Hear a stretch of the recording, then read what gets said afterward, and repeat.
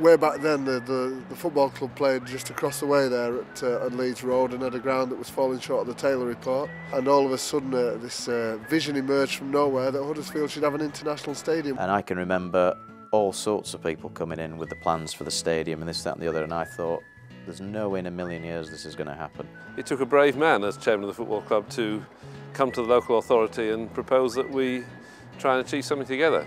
The most striking example of, if you like, of the impact that Graham's had on that area has been the Galfarm Stadium. It's interesting, if you think about Huddersfield, there's always characters around the town that you think about that have really contributed to the development of the town, and Graham's one of those. I went in there not as a fan, I went in there as somebody that was determined to make a difference and run a business model, because it was apparent the whole industry wasn't a business and wasn't even thinking like a business in '89. This project was always meant to be about more than providing a better home for two professional clubs. That's important in itself, but it was also for the community as a whole. I was at Sheffield when the disaster occurred with the Liverpool game.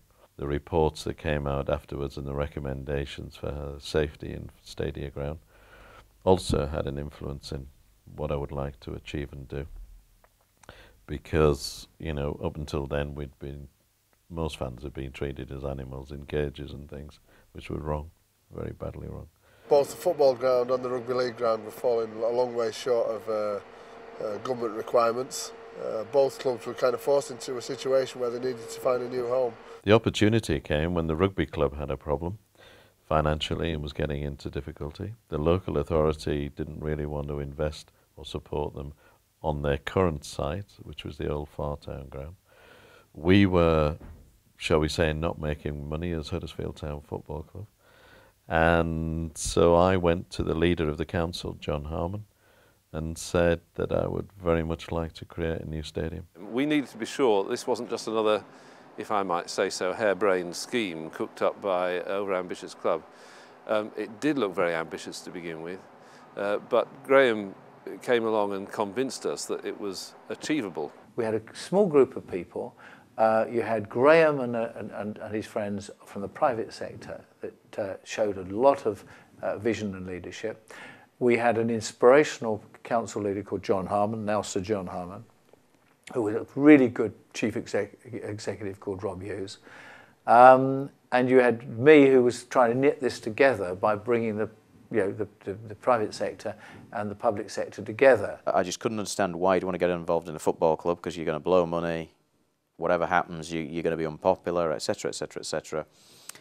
And of course he did, and all those things did happen, and we lost a lot of money in that investment. It was 3 years out of my life completely. As a charity, I wasn't paid anything, I never drew any money. And it was very much an exciting challenge to stamp one's capabilities in a local area where you were living for the benefit of the whole community.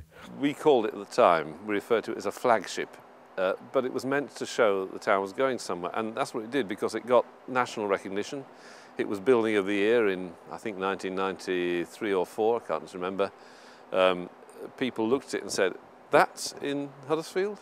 I think another key area was the appointment of Rod Shade at Lob Partnership in the design. I drew a heart on the Ordnance Survey map, so you had the river down one side and you had the backcloth of the hills on the other, etc. And he was the only architect that phoned me up and said, is it really about the community? Is it really about beating? Is it real? And I said, 24/7. That's all I said. You know, the facilities here are top class. Everybody, as soon as Galfarm was opened, everyone came from wide, and far to copy it. And both clubs have a phenomenal influence of the local economy, because if they lose on a Monday, the work rate drops about 50%.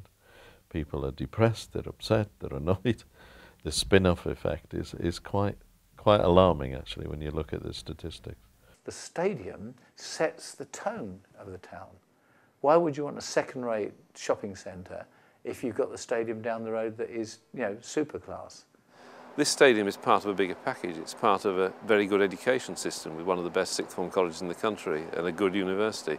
It's part of an area which has good housing opportunities, good recreational and leisure facilities, not just this, but in the arts, theatre, music and so forth.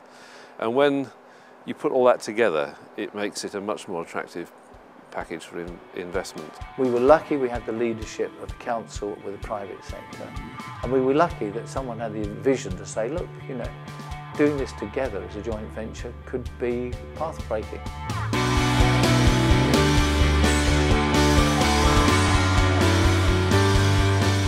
And it was that energy, that spark, that enthusiasm, almost, as I said, childlike enthusiasm at times, that got everybody together at the time. The rugby club wouldn't talk to the football club, and neither of them would talk to the council well.